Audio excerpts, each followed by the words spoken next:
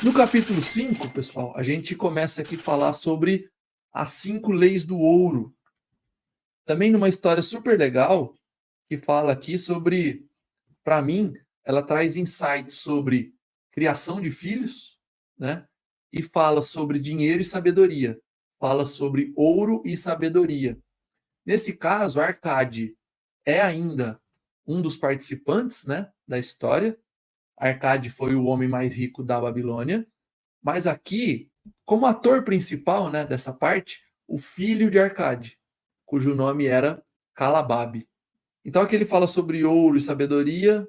Calabab é quem conta a história, mas Nomassir, que é o filho de Arcade, é o ator principal nesse capítulo 5, onde fala das 5 leis de ouro. Existia um conceito, né, de herança, onde o filho dos ricos ficava aguardando a morte dos pais. Isso acontece até hoje. Os herdeiros ficam aguardando a morte dos pais para aproveitar toda aquela herança e geralmente a maioria deles destroem aquilo que o pai construiu. E Arcade tinha um pensamento diferente. Ele entendia que o filho precisava provar, como empreendedor, como comerciante daquela época, que havia entendido as regras do dinheiro e as leis do ouro, para que pudesse aí sim ser seu herdeiro e dar continuidade à sua história, muito parecido com o que Algamish, lá que foi o mentor de Arcade, fez com ele. Depois que Arcade aprendeu todas essas regras, Algamish disse: não, agora você está apto a estar aqui comigo, a trabalhar junto comigo e a ser meu herdeiro. Foi isso que Arcade fez com o filho, para que ele provasse, como negociante, como empreendedor, que ele tinha condições de ser seu herdeiro, de dar continuidade a toda aquela história que Arcade tinha desenvolvido. Então Arcade entregou para ele, para Nomassir, seu filho, um saco de ouro, para que ele, Nomassir, pudesse multiplicar o ouro. E entregou também as tabuinhas de argila com as 5 leis do ouro. E disse para ele: por isso, né, no começo, o questionamento. O que vale mais? Sabedoria ou ouro? O que vale mais? Conhecimento ou dinheiro? Esse é um dos grandes insights desse capítulo. Então entregou para ele um saco de ouro e as tabuinhas de argila com as 5 leis que regem o ouro. E falou para ele: daqui a 10 anos você volta para me apresentar os resultados.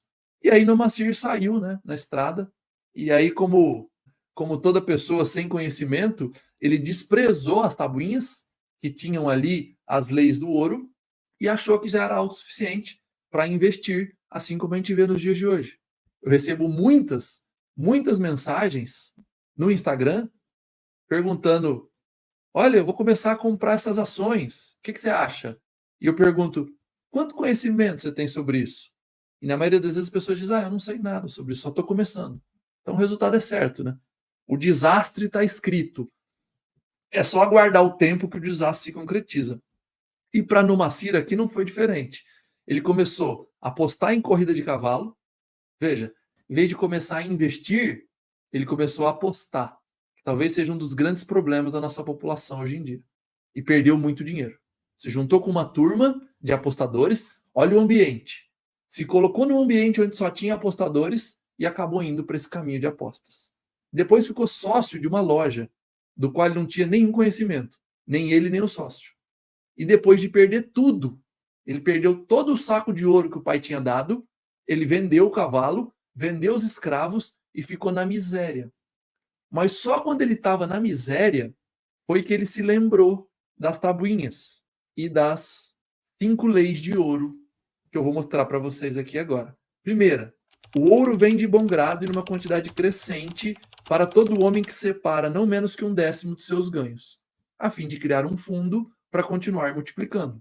Segunda, o ouro trabalha diligente e satisfatoriamente para o homem prudente que, o possuindo, encontra para ele um emprego lucrativo, multiplicando como flocos de algodão no campo.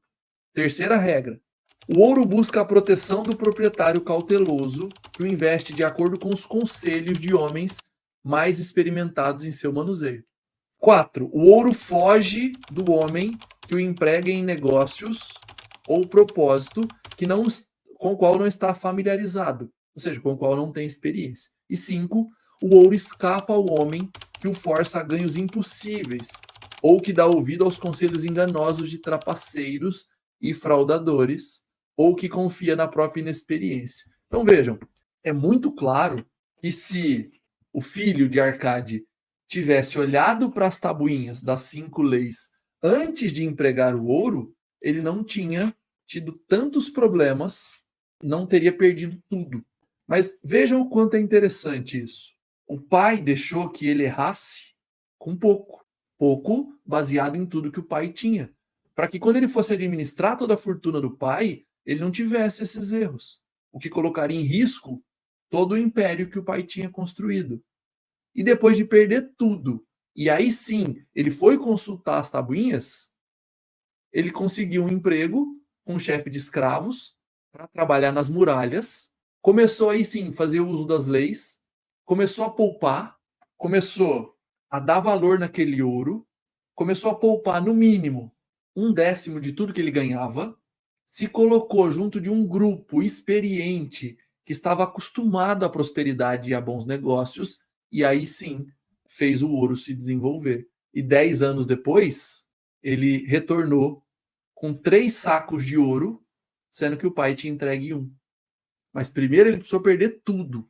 Primeiro ele precisou passar assim, um período terrível de vida para trabalhar ali até como escravo, para aí sim começar a usar as regras que o pai tinha dado, começar a poupar, começar a proteger todo aquele ouro e procurar um grupo de investidores que tivessem conhecimento. Ou seja, ele se expôs num networking, que a gente pode chamar hoje em dia, de pessoas com conhecimento que o ajudaram aí sim a gerar mais dinheiro, a gerar prosperidade.